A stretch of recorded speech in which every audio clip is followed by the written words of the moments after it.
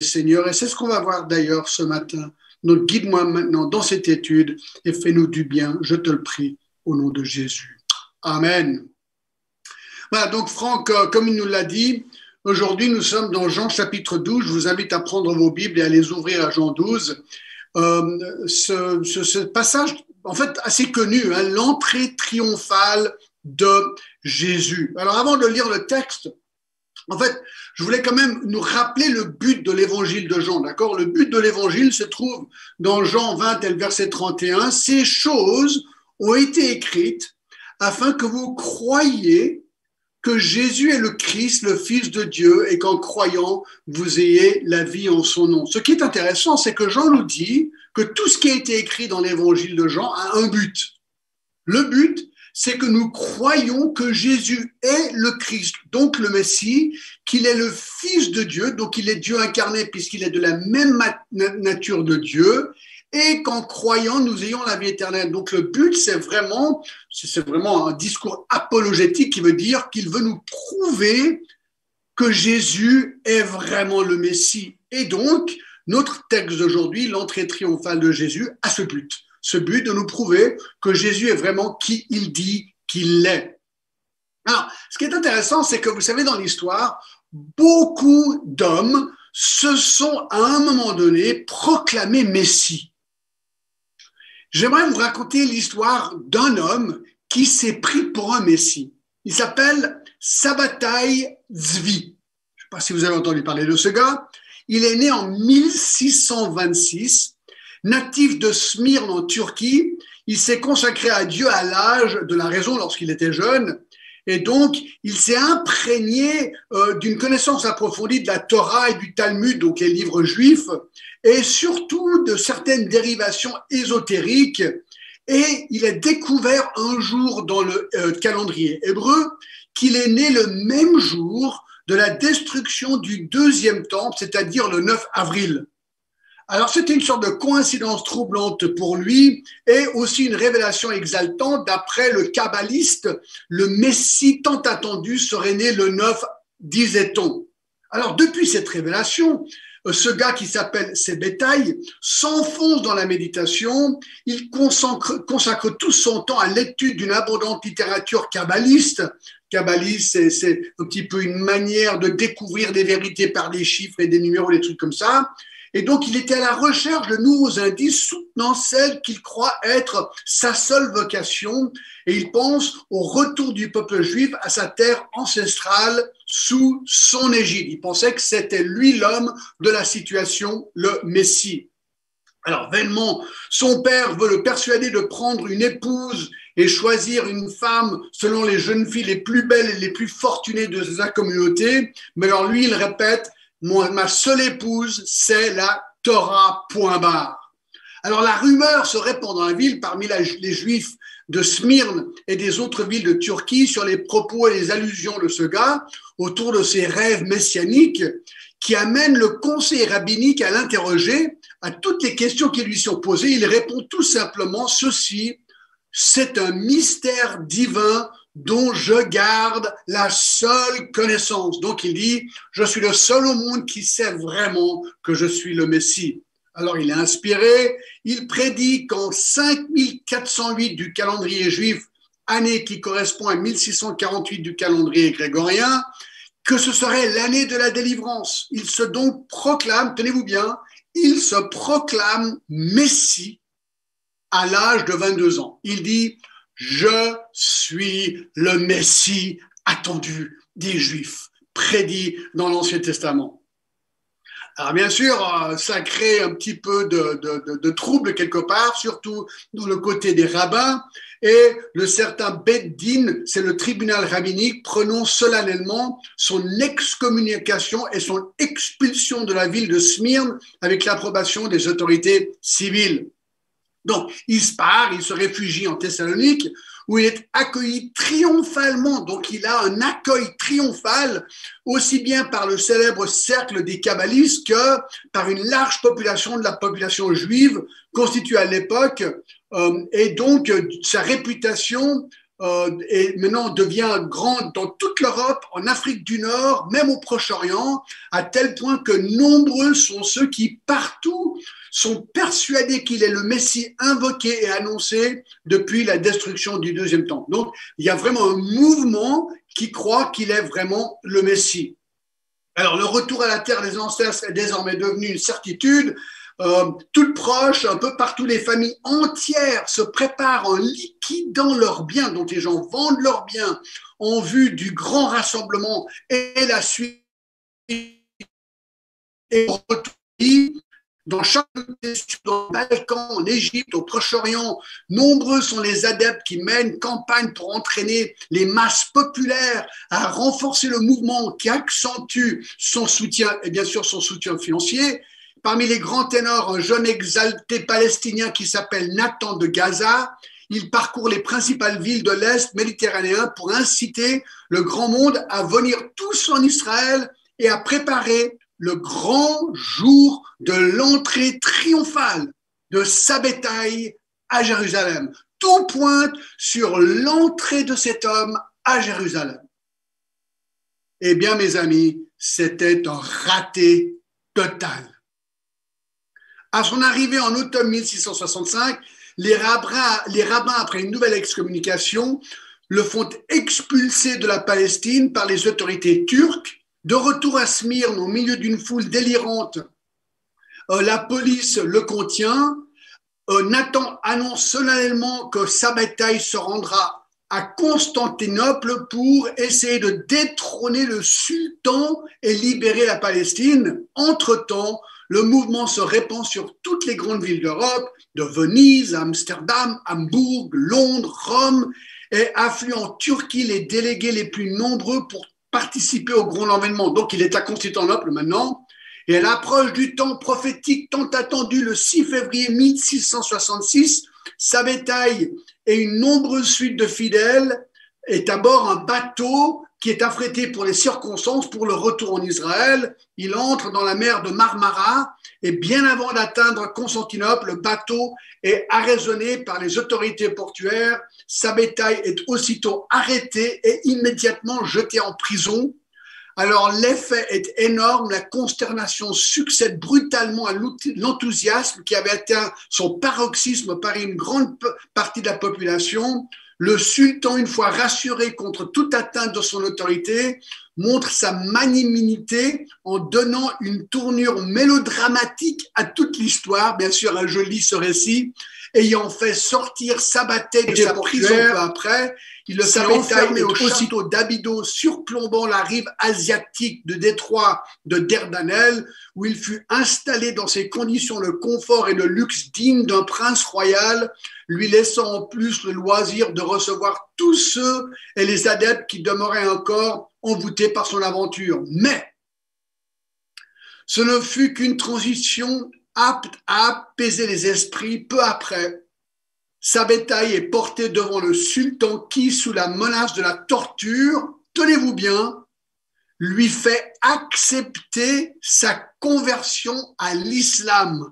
En fait, on lui dit, ou bien tu te convertis, ou bien tu meurs. Donc, il se convertit à l'islam, aussitôt apaisé. Il lui impose un nouveau nom, on lui donne un nouveau nom, Mohamed Effendi, en conformité à sa nouvelle foi, en le nommant le portier personnel du sultan.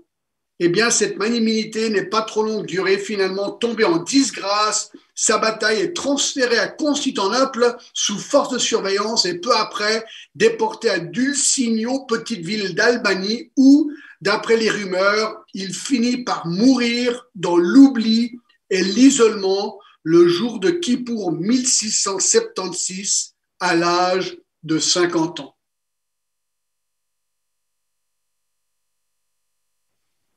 Intéressant. Encore un faux messie. Et il y en a eu tellement de faux messies. Et nombreux sont ceux qui encore aujourd'hui se proclament messie. Alors, la question se pose. Moi, j'étais sur Wikipédia. Vous pouvez regarder l'histoire de ce gars. Elle existe, elle est vraiment historique. Wikipédia liste 21 récents messies ou soi-disant messies. Alors la question que je me pose, moi, c'est qui finalement est le vrai messie? C'est une question parfaitement légitime. Et on peut parfaitement comprendre la confusion qui règne autour de nous dans le monde sur qui est le Messie, parce qu'il y a tellement de prétendants Messie. Chaque religion a un prétendant Messie. Eh bien, dans notre passage d'aujourd'hui, dans Jean 12, nous avons le récit de l'entrée triomphale à Jérusalem d'un, je dis bien, prétendant Messie qui s'appelle Jésus. La question est-il le bon et le vrai Messie ou est-il juste un autre faux Messie, pas différent que Sabbatai Tzvi? L'entrée triomphale de Jésus, écoutez mes amis, c'est intéressant dans la Bible, qui est le best-seller de tous les temps, est tellement important que non seulement est-il un des 11 événements dans la vie de Jésus qui figurent dans les 4 évangiles, parce qu'il y a 4 évangiles, mais dans l'histoire de l'Église, on a mis un dimanche à part, un dimanche de l'année à part pour commémorer ce jour, le jour de l'entrée de Jésus dans Jérusalem. C'est le dimanche des Rameaux, qui est le dernier dimanche avant Pâques. Alors, si l'Église a mis de côté un dimanche pour ce jour, ça doit quand même être quelque chose d'assez important, je me dis. Mais la question est pourquoi? Qu'est-ce qui est tellement significatif avec cet événement en particulier? Eh bien, je vous donne la réponse. Parce que l'entrée triomphale de Jésus est le moment où Jésus est pour la première fois proclamé publiquement roi d'Israël. C'est le jour où les foules d'Israël et de Jérusalem, rassemblées pour la grande fête juive de la Pâque, proclament publiquement et collectivement que Jésus est réellement le Messie attendu. Mais en même temps, c'est tout le drame de cette histoire. C'est aussi le jour où le clivage final se crée entre ceux qui le proclament roi et ceux qui le proclament imposteur et qui réclament sa mort. 5 jours plus tard, attention, on est dans Jean 12, et 12 jusqu'à la fin ne traite que 5 jours de la vie de Jésus. 5 jours plus tard, Jésus sera brutalement cloué sur une croix par ses ennemis. Donc, ce jour-là devient un clivage. Ceux qui disent « oui, Jésus est Messie » et ceux qui disent « non, c'est un imposteur ». Donc, la question que je repose, c'est Jésus méritait-il une telle entrée triomphale dans Jérusalem ou non? Était-il, oui ou non, le Messie attendu de l'Ancien Testament, le roi des rois et le Seigneur des seigneurs? Et je me suis dit que si oui, on n'a même pas encore regardé le texte et l'intro, tout ça, d'accord? Si oui, si Jésus est vraiment le Messie tant attendu, alors que cela implique-t-il dans notre vie d'aujourd'hui? Mieux encore, que cela implique-t-il pour une nouvelle année? Car aujourd'hui, nous célébrons le premier dimanche de la nouvelle année 2021. Eh bien, je pense que la réponse est simple. Et quelque part, je vous donne l'application du message en début de message. Assez rare. D'habitude, on l'applique à la fin. Là, je vous le donne déjà. Je vous donne l'application. Ensuite, il faut écouter le message. D'accord? Mais voici l'application du message.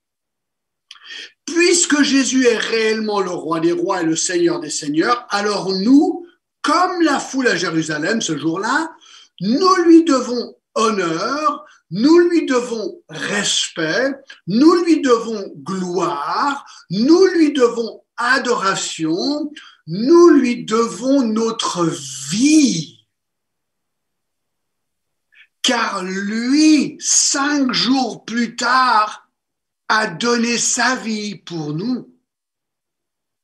Nous devrions nous placer dans cette foule et l'acclamer roi des rois, seigneur des seigneurs, Hosanna.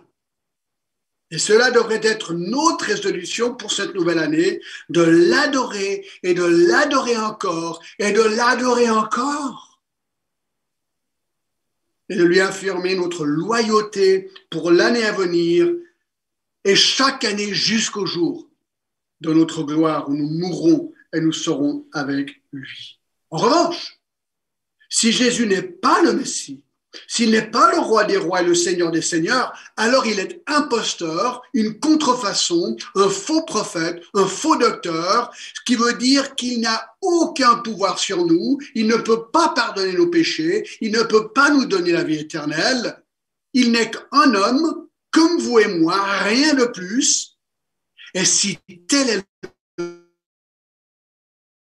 les amis, nous devrions non seulement le rejeter, mais nous devrions carrément le clouer, si on veut, à une croix, comme imposteur, comme tellement l'ont fait ce jour-là. Car nous serions dans ce cas-là rien d'autre que des dupés. Qu'en est-il donc? Eh bien, pour pouvoir se positionner, il faut en premier comprendre le récit, voir ce qui s'est passé ce jour-là à Jérusalem. Donc, je vous invite à retourner 2000 ans en arrière avec moi ce matin. Et puisque l'événement est si important et puisqu'il apparaît dans les 4 évangiles, je vais parcourir ce récit chronologiquement en piochant en fait quand même quelques textes des autres évangiles pour essayer de constituer cette histoire. Et je pense que le résultat va vraiment nous encourager. D'accord? Alors, peut-être avant de commencer, parlons un petit peu du cadre du récit. Prenons le verset Jean 12 et je vais lire. Jean 12 à partir du verset 12 jusqu'à 19. Jean 12, 12. Le lendemain, une foule nombreuse de gens venus à la fête, ayant entendu dire que Jésus se rendait à Jérusalem, prirent des branches et des palmiers et allèrent au-devant de lui en citant Hosanna, béni celui qui vient au nom du Seigneur, le roi d'Israël. Jésus trouva un ânon et s'assit dessus selon ce qui est écrit. Ne crains point, fille de Sion, voici ton roi vient assis sur le petit d'une ânesse. Ses disciples ne comprirent pas d'abord ces choses, mais lorsque Jésus eut été glorifié, ils se souvinrent qu'elles étaient écrites de lui et qu'elles avaient été accomplies à son égard. Tous ceux qui étaient avec Jésus, quand il appela Lazare du sépulcre et le ressuscita des morts, lui rendirent témoignage, et la foule vint au-devant de lui parce qu'elle avait appris qu'il avait fait ce miracle. Les pharisiens vinrent se dire donc les uns aux autres, vous voyez que vous ne gagnez rien, voici le monde est allé après lui. Eh bien, que le Seigneur bénisse sa parole ce matin. Alors regarde, ça maintenant, c'est le cadre de l'histoire, d'accord? Verset 12. Le lendemain, la foule nombreuse de gens venus à la fête ayant entendu dire que Jésus se rendait à Jérusalem. Donc le lendemain, c'est le lendemain. Le jour avant, vous vous rappelez, Marie, sœur de Marthe, avait oint Jésus de parfum de nard de grand prix, une bouteille qu'elle avait qui représentait 1 an de salaire, elle l'a déversée sur Jésus pour le remercier d'avoir ressuscité son frère Lazare des morts, aussi en vue de son enterrement. On a vu ça la dernière fois. Donc, c'est le jour après le lendemain, et on apprend au verset 12 qu'une foule nombreuse de gens étaient venus à la fête, donc à Jérusalem. De quelle fête est-il question? La Pâque juive. Notons que nous sommes, j'ai déjà dit, 5 jours avant la mort de Jésus, pour mettre ceci dans le contexte. La Pâque était la fête qui commémorait l'Exode, la délivrance du peuple juif d'Égypte par Moïse. Vous vous rappelez peut-être dans Exode 12, Dieu allait juger Égypte par la mort de tous les premiers-nés, c'était la dernière des 10 plaies, inclut la mort du fils de Pharaon, lui qui résistait Dieu. Eh bien, pour épargner les Juifs qui habitaient en Égypte, Dieu avait ordonné aux Juifs de tuer un agneau et de répandre le sang de l'agneau sur les poteaux et les linteaux des portes de leur maison. Pourquoi? Parce que quand Dieu a envoyé l'ange de la mort pour tuer tous les premiers-nés, eh bien, lorsque l'ange de la mort va vu le sang répandu sur les portes et les linteaux des portes, eh bien, l'ange s'est dit, ah ah, ici la mort a déjà eu lieu. Et donc, il a passé au-dessus et il n'a pas tué le premier-né de cette maison-là. Et donc, ce qui est intéressant, c'est que dans ce cas-là, l'agneau tué est devenu le substitut de la vraie mort. Au lieu que le premier-né meure, c'était l'agneau symboliquement qui est mort à sa place. Et là, nous comprenons tout de suite pourquoi Jésus a choisi de mourir le jour de la commémoration de cette fête. Car lui, nous dit Jean dans Jean 1,19, était l'agneau parfait de Dieu. Et lui, en tant qu'agneau parfait de Dieu, serait lui aussi sacrifié. Et son sang, symboliquement, j'ai envie de le dire, allait être répandu sur nous, les portes de nos vies, d'accord? Les portes de nos vies, comme quoi la mort a déjà frappé cette maison-là, donc la mienne. Mais c'est pas moi qui est mort pour mon péché, puisque la Bible dit que le salaire du péché, c'est la mort, mais c'est Jésus, l'agneau parfait de Dieu, qui a pris ma place. Et voilà ce qu'est l'évangile. L'évangile, c'est que moi qui devais mourir pour mon péché, j'ai été épargné la mort parce que Jésus, agneau parfait de Dieu, est mort à ma place. Et voilà pourquoi les Juifs, encore aujourd'hui, dans Exode 12, 14, célèbrent encore toutes les années en sacrifiant un agneau. Mais les Juifs ne font pas le lien avec Jésus. Que les chrétiens, ceux qui ont accepté Jésus comme sauveur, comprennent la symbolique du fait que c'est Jésus, l'agneau parfait de Dieu. Et voilà pourquoi Jésus est mort ce jour-là. Mais il faut savoir, et c'est Barclay, un commentateur qui dit ça, que les pèlerins venaient du monde entier. C'était la fête la plus importante en Israël. Et qu'on estime, alors ça c'est bluffant, à Jérusalem, on sacrifiait 250 000 agneaux. Donc ça fait un paquet d'agneaux. Qui veut dire, ils ont estimé qu'il y a environ 2 millions de pèlerins qui convergeaient sur Jérusalem pour cette fête et les agneaux étaient sacrifiés, mais alors incroyable d'imaginer à quoi ressemblait Jérusalem. Alors revenons au verset 12. Le lendemain, une foule nombreuse, maintenant on comprend pourquoi, de gens venus à la fête de la Pâque ayant entendu dire que Jésus se rendait à Jérusalem. Ah! Donc là, on apprend au verset 12 que cette immense foule vient, il s'approche de Jérusalem de tous les côtés, mais quelqu'un réalise que Jésus est en train d'y aller aussi. Alors, écoutez, Marc 19, 29 nous précise l'endroit vers la montagne des Oliviers.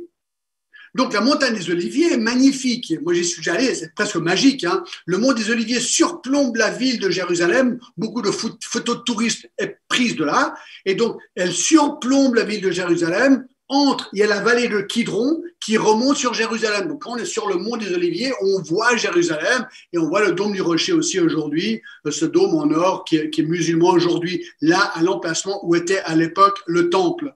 Et alors, on apprend que Jésus est là, sur le mont des Oliviers, d'accord? Et il descend le mont des Oliviers pour se rendre à Jérusalem. Et alors, la foule, une fois qu'on sait que Jésus est là, Jésus est connu déjà, il avait fait de nombreux miracles. C'est que 5 jours avant sa mort, ça fait 3 ans qu'il est en Israël, qu'il fait tous ces miracles, qu'il est connu. Et alors là, mais alors incroyablement rapidement, la nouvelle se répand dans cette foule que Jésus est là et que Jésus arrive dans Jérusalem. Et alors là, c'est le buzz à Jérusalem. Et voilà où le récit commence maintenant. Parce que ce récit souligne l'importance capitale de l'entrée triomphale de Jésus à Jérusalem. Et ce matin, on veut voir tout simplement cette histoire sous 3 angles. 3 angles. Premièrement, l'ovation de Jésus. Deuxièmement, les vertus de Jésus.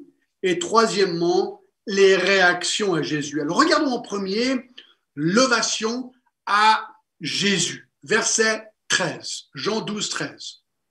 Ils prirent des branches de palmier et allèrent au-devant de lui en criant « Hosanna, béni soit celui qui vient au nom du Seigneur, le roi d'Israël. » Alors c'est intéressant de voir que la foule acclame Jésus de 4 manières. D'accord? Premièrement, ils prennent des branches de palmier et vont au-devant de lui. Dans Marc 11, 8, passage parallèle, il est dit que les gens étendirent des branches qu'ils avaient coupées dans les champs. Donc, les branches d'arbres et surtout de palmiers étaient une manière d'exprimer son admiration pour quelqu'un. C'est comme ça qu'on faisait à l'époque, d'accord? Mais aussi une manière d'exprimer la joie et le salut. Dans Apocalypse 7, et le verset 9, je vous lis, il est dit ceci. Après cela, je regardais et voici, il y avait une grande foule au ciel, et personne ne pouvait compter de toutes les nations, de toutes les tribus, de tous les peuples, de toutes les langues. Ils se tenaient devant le trône et devant l'agneau, revêtus de robes blanches et des palmes dans leurs mains. C'est marrant d'y penser à ça. Dans le ciel, ils tiennent des palmes dans leurs mains pour adorer l'agneau et ils criaient d'une voix forte en disant « Le salut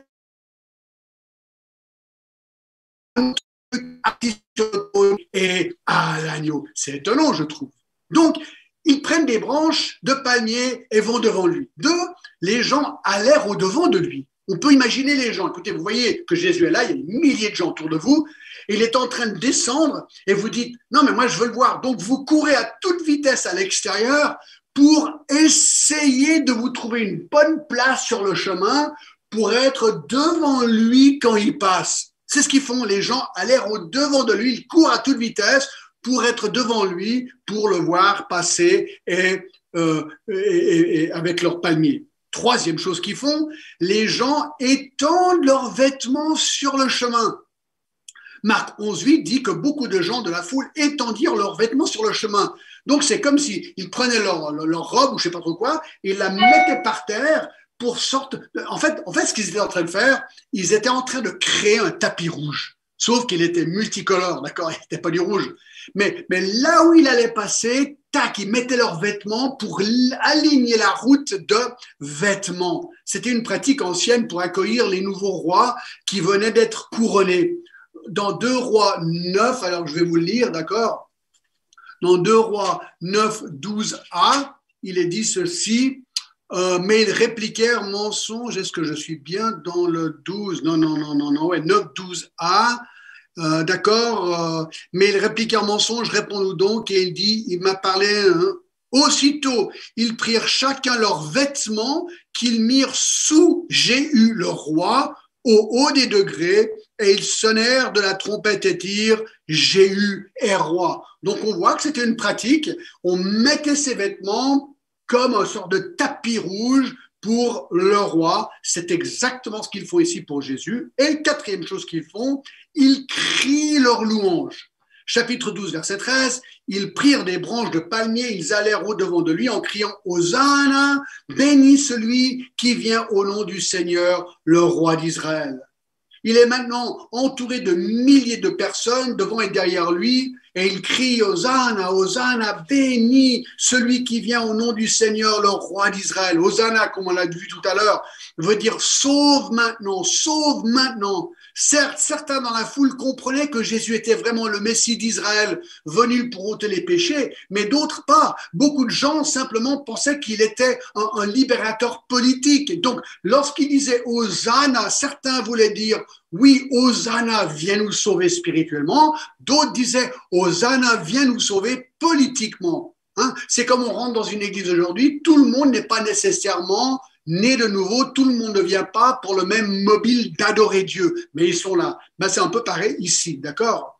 Deuxièmement, ils disent « béni soit celui qui vient au nom du Seigneur ». Alors de nouveau, certains pensaient vraiment que Jésus était le Messie envoyé de Dieu, du Père, afin de sauver les hommes de leurs péchés. On verra dans quelques instants que d'autres pas, mais ils étaient quand même là.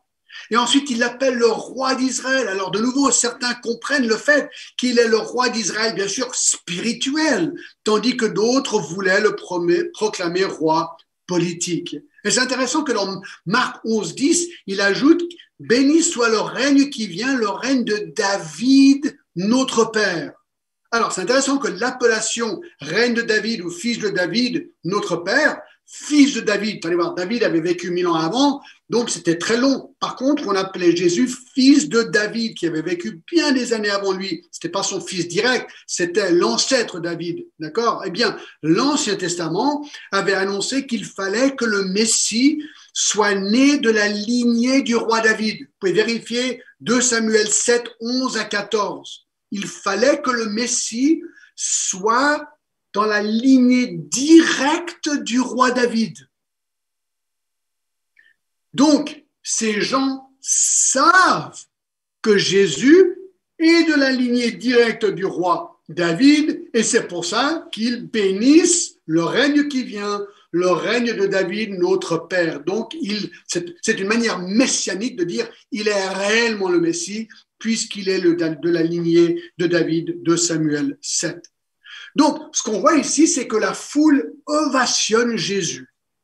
Et ce qui est intéressant, c'est que maintenant, la foule, enfin, le texte nous montre le deuxième angle de cette histoire. Parce qu'on peut toujours se poser la question, ok, ces gens ovationnent Jésus, alléluia, hosanna, mais est-il Jésus? Est-il vraiment le Messie? Comment le savoir? Alors là, mes amis, tenez-vous, pour moi, c'est ma section préférée de ce texte. C'est génial, d'accord? Regardez le verset 14. Verset 14 dit, Jésus trouva un ânon et s'est assis dessus selon ce qui est écrit. Ne crains point, fille de Sion, voici ton roi vient assis sur le petit d'une ânesse. Alors, quand on lit notre Bible, il faut s'arrêter de temps en temps et réfléchir. Moi, je trouve ces deux versets presque bizarres. Pourquoi, dans cette foule, dans ce moment incroyablement énorme, des milliers de gens qui acclament Jésus, est-ce qu'on a besoin de savoir que Jésus est assis sur un ânon? Je trouve pas ça un détail un peu intéressant, pas illogique, mais pourquoi est-ce que ce détail est là? Écoutez, la parole de Dieu est inspirée, chaque mot. Jésus a dit que chaque virgule est inspirée. Donc, c'est capital que ce soit là. Alors, essayons de comprendre. Et en fait, ce qu'on va découvrir ici, c'est ce deuxième angle de cette histoire, c'est non seulement l'ovation de Jésus, mais deuxièmement, les vertus de Jésus, qui prouvent en fait qu'il est le Messie. Alors, où est-ce qu'on en est? Les foules étendent leurs vêtements sur la route, ils étendent des branches de palmiers sur la route, ils crient leur louange à Jésus, ils acclament Jésus comme roi et Messie. La question demeure, l'est-il vraiment? Eh bien, c'est ce que j'aimerais vous montrer maintenant. Dans ce récit, il y a 4 détails qui nous montrent de manière limpide et claire que Jésus est clairement le Messie promis. D'accord? Le Fils de Dieu envoyé du Père. D'accord? Et nous voyons ces 4 attributs de Jésus de manière majestueuse. Verset 14. Jésus trouva un ânon, s'assit dessus, selon ce qui est écrit. Puis ensuite, le verset 15 et 16, ne crains point, fille de Sion, etc. Alors, première chose qu'on voit, c'est que Jésus est omniscient. Il sait tout. Regardez, verset 14 dit tout simplement que Jésus trouva un ânon et s'assit dessus. Mais il faut se poser la question suivante. Pourquoi Jésus n'a-t-il pas tout simplement marché comme les autres? Pourquoi a-t-il choisi un ânon et pas un âne? Parce que l'ânon, c'est le petit d'une ânesse. Où a-t-il trouvé l'ânon? À qui appartenait l'ânon? Bref, c'est une question pour moi qui suscite plein de questions. Une phrase qui suscite plein de questions. Bien heureusement qu'il y a 4 évangiles, car c'est Marc, entre autres, qui nous donne les détails plutôt étonnants de cet ânon. En fait, Marc dédie 6 versets de son évangile sur cet ânon. Donc, si 6 versets sont dédiés sur l'ânon, je me dis que c'est quand même peut-être important d'avoir 6 versets sur un âne dans la Bible. Pourquoi tant de versets sur l'ânon? Eh bien, je pense que ces versets sont là pour nous montrer l'omniscience, le fait que Jésus sait tout et donc il est Dieu incarné. Et c'est une série impressionnante de prédictions. Donc prenez vos Bibles et allez avec moi à Marc 11. Marc chapitre 11. Tenez-vous bien, c'est génial. Marc 11, verset 1, je lis. Lorsqu'ils approchèrent de Jérusalem et furent près de Bethpage et de Béthanie, vers la montagne des Oliviers, Jésus envoya 2 de ses disciples en leur disant « Allez au village qui est devant vous. Dès que vous y serez entrés, vous trouverez un ânon attaché sur lequel aucun homme se s'est encore assis. Détachez-le et amenez-le.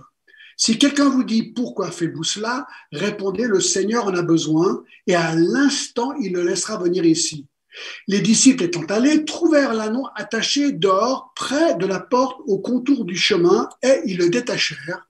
Quelques-uns de ceux qui étaient là leur dirent « Que faites-vous? Pourquoi détachez-vous cet ânon ?»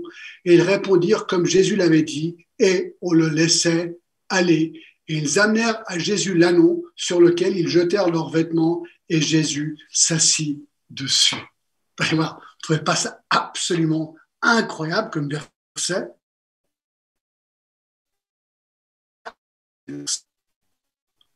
Qu'est-ce qu'on apprend? On apprend que Jésus avait apparemment marché jusqu'au mont des Oliviers depuis Béthanie, là où il avait été avec Marthe, Marie et ressuscité Lazare.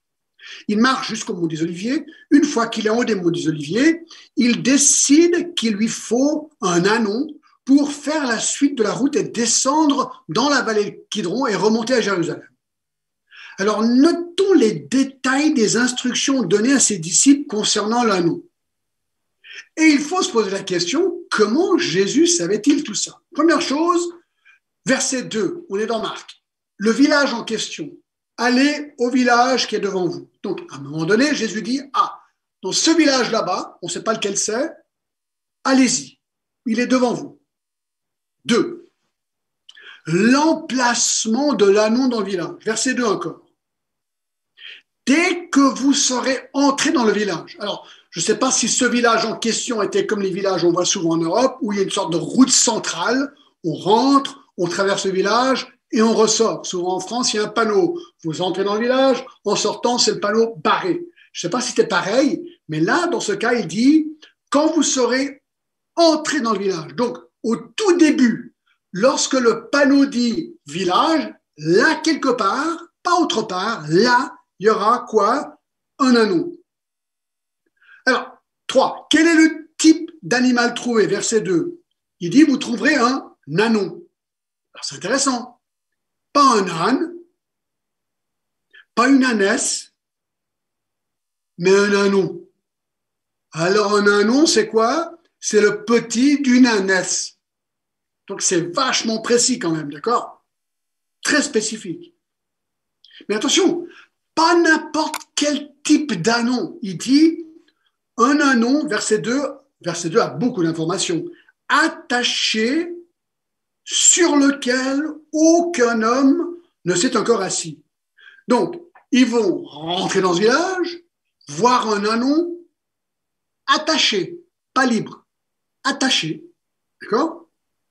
Mais aussi un ânon qui n'avait jamais porté quelqu'un. Alors ça m'a fait penser à un truc. Je n'y connais rien aux ânons ni aux chevaux. Mais je me dis que pour pouvoir monter un ânon, je ne sais pas comment on dit en français, mais il faut le briser. C'est-à-dire que ça s'apprend. Je ne pense pas qu'on peut juste monter sur un ânon et dire « Ah, trop bien les gars, puis on part ». Non, je pense qu'il doit réagir, il n'est pas habitué, il faut peut-être commencer avec une selle, je ne sais pas comment ça se fait. Mais là, c'est intéressant. Jésus va briser cet ânon instantanément, puisque cet ânon n'a jamais porté quelqu'un avant. Donc, il y a un miracle même du brisement instantané et en douceur de cet ânon pour qu'il soit d'accord de porter Jésus. Mais verset 2 nous apprend encore qu'il devait, ses disciples, le détacher. Donc, l'ânon était attaché, il devait détacher le nœud et amener l'ânon jusqu'à Jésus sur le mont des Oliviers. Alors, on se pose la question, mais qui était le propriétaire de cet ânon? Et comment est-ce qu'il a réagi, le propriétaire? Là, c'est intéressant, la réponse se trouve au verset 3. Jésus avait anticipé le fait qu'on leur demanderait pourquoi on prenait l'ânon qui n'était pas le leur, parce qu'en fait, ça aurait pu être perçu comme un vol. Donc, au verset 3, si quelqu'un vous dit « pourquoi faites-vous cela? Jésus anticipe. Il donne la réponse au verset 3. Répondez, le Seigneur en a besoin. Et la réaction immédiate des gens qui vont entendre ça, verset 3, et à l'instant, il les laissera venir ici. Alors, mon épouse et moi, on a une grosse discussion par rapport à ça parce qu'on essaie de se poser la question. Je n'ai pas la réponse, on pourrait peut-être en parler au Zoom. Parce qu'il dit, si quelqu'un vous dit pourquoi faites-vous cela, pourquoi est-ce que Jésus a dit si? Puisqu'il connaissait tous les détails qui allaient arriver, pourquoi ici, dit-il, il met une sorte d'interrogation, il dit, si quelqu'un vous demande, bon, on sait très bien que quelqu'un va leur demander. Alors, pourquoi a-t-il dit si? Qu'est-ce qu'il essaie de communiquer aux disciples? Je n'ai pas la réponse, on peut en parler tout à l'heure, d'accord? Mais je me demande, lorsque les disciples ont entendu cette instruction de Jésus, ce qu'ils pensaient. Ils se sont dit, mais comment est-ce que Jésus sait ces choses? Donc, comment est-ce qu'il connaît tous ces détails? Et moi, si j'avais été eux, j'aurais dit, j'espère qu'il va me choisir moi, parce que j'ai envie de voir si vraiment les choses vont se passer comme Jésus l'a dit. Ils n'avaient pas de téléphone. C'était pas possible d'avertir et tout faire. Non, c'était vraiment un miracle. Alors moi, je me serais dit, ce serait génial d'aller voir si c'était précisément comme Jésus l'avait décrit. Eh bien, l'accomplissement se trouve dans les versets 4 à 7. Regardez, 4 à 7, les disciples étant allés, trouvèrent l'anneau attaché d'or près d'une porte au contour du chemin. C'est tellement spécifique. Et ils le détachèrent. Quelqu'un de ceux qui étaient alors là leur dire, que faites-vous? Pourquoi détachez-vous cet anneau? Alors ils répondirent, comme Jésus leur avait dit, le Seigneur en a besoin, et on les laissa aller. Et ils amenèrent l'anneau à Jésus, sur lequel ils jetèrent leurs vêtements, etc. Écoutez mes amis, là nous avons quelque chose d'extraordinaire. Ce que nous avons, c'est un exemple de l'omniscience de Jésus. Le fait que Jésus sait tout. Il sait tout sur le passé, il sait tout sur le présent. Écoute, il sait tout sur toi, il sait tout sur moi. Tu peux rien cacher à Jésus et il sait tout sur l'avenir. Il savait tout sur cet anneau, sur la corde, sur le nœud, sur l'emplacement, sur les gens qui viendraient poser la question, sur la réponse. Il savait tout jusqu'au plus petit détail. C'est absolument génial, mes amis. C'est grandiose. C'est l'omniscience de Jésus. C'est ça, et plein d'exemples comme ça dans la Bible qui prouvent qu'il est nul autre que Dieu incarné. Qui d'autre sait tout? Qui d'autre sait le passé, le présent et le futur? Dieu. Et voilà pourquoi il a été acclamé à Jérusalem, mes amis. Mais il y a un deuxième attribut qui ressort. Il est prophétique. Retournons à Jean 12, c'est intéressant. Jean 12, 14, qu'est-ce qu'il dit? Il dit, Jésus trouva un anneau, on vient de voir cette histoire-là, et s'assit dessus. Regardez, selon ce qui est écrit, ne crains point, fille de Sion, voici ton roi vient, assis sur le petit d'une ânesse. Allez voir, le texte nous dit que Jésus demande qu'on aille chercher l'ânesse pour une raison, et une raison seule, afin d'accomplir une prophétie à son égard, à l'égard du Messie. Selon ce qu'il est écrit. Donc là, il cite de mémoire, puisqu'il est Dieu, c'est lui qui a écrit la parole de Dieu, Zacharie 9.9, qui dit, dites les filles de Sion, voici ton roi vient à toi plein de douceur et monté sur un âne, sur un ânon le petit d'une ânesse. Et donc, il sait très bien dans sa vie qu'il doit accomplir chacune des centaines de prophéties à son égard. Mais c'est pas un problème, il est le Messie. Et donc, ce jour-là, sur le mont des Oliviers, il dit, ah ouais, le jour est arrivé. Zacharie 9.9. Les gars, allez chercher l'anneau, il l'amène, paf, il se met dessus, accompli totalement Zacharie 9.9. Écoutez, là, ça donne la chair de poule, mes amis. Ça donne la chair de poule. Si vous me posez la question, John, comment est-ce que tu sais que la Bible est vraie? Qu'est-ce qui te prouve la véracité de la parole de Dieu? Je réponds une et une seule chose, les prophéties. Les prophéties qui sont accomplies sont tout simplement époustouflantes. Et en voici une petite mais il est accompli. Une petite, le fait qu'il viendrait sur un âne. Incroyable. Alors, Zacharie 9,9, voici ton roi vient, il est juste et victorieux, il est humble et monté sur un âne, le petit d'une ânesse. Et on peut parler de toutes les autres prophéties qu'il accomplit. Le fait qu'il serait né d'une vierge, Ésaïe 7,14, qu'il serait né à Bethléem, Michée 5,2, qu'il serait trahi pour 30 pièces d'argent, Zacharie 11, qu'il serait crucifié, le psaume 22, qu'il serait souffrant, Ésaïe 53, et qu'il serait percé et il reviendrait percé, Zacharie 12, et encore des centaines comme ça. Donc, il est omniscient. 2, il est prophétique. 3, il est humble. Est-ce que vous êtes posé la question, pourquoi finalement il est venu sur un ânon à Jérusalem? Mais écoutez, c'est absolument radical. Les rois, ils venaient comment? À cheval.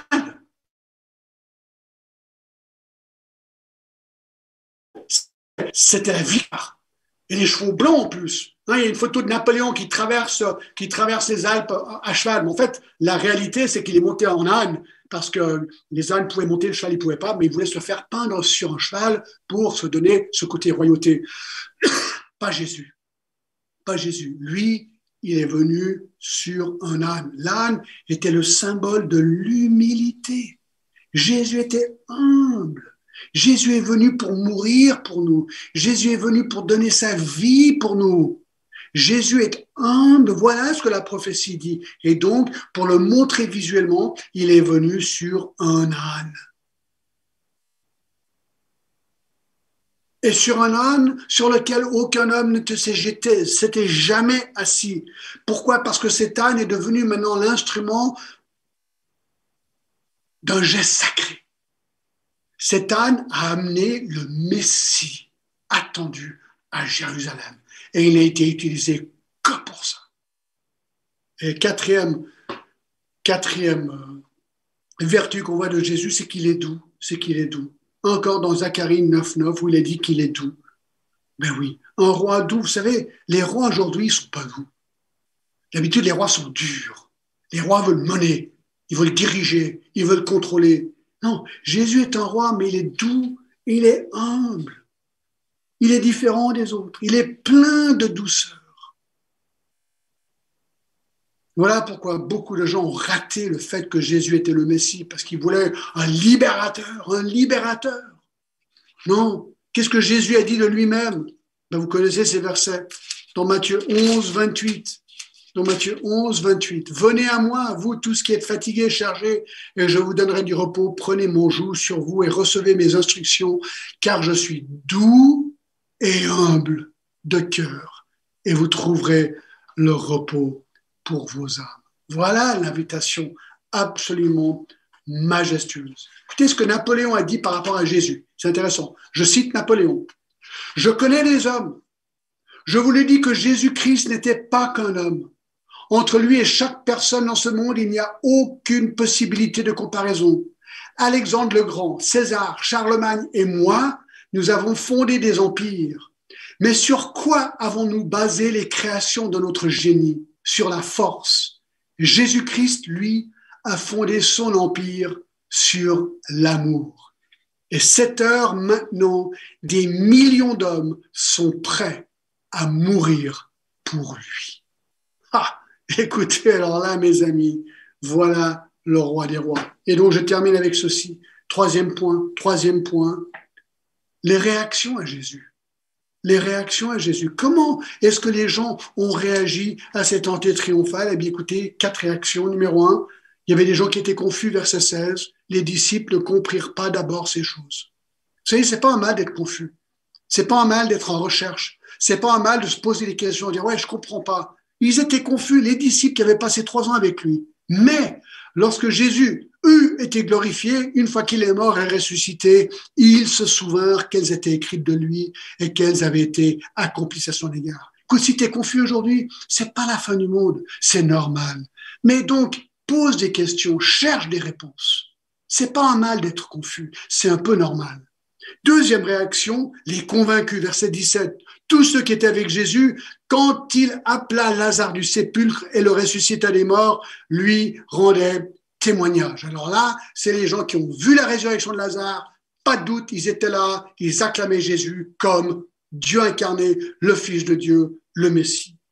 Ensuite, il y avait les curieux. Il y avait les curieux. C'est les gens, c'est un petit peu, ils voulaient aller au cirque et voir le show, d'accord? Le 18. Et la foule vint au-devant de lui parce qu'elle avait appris qu'il avait fait des miracles. Ouais, trop bien, allons voir le faiseur de miracles, on va aller voir, il va faire encore un miracle génial. Ça, c'est des curieux.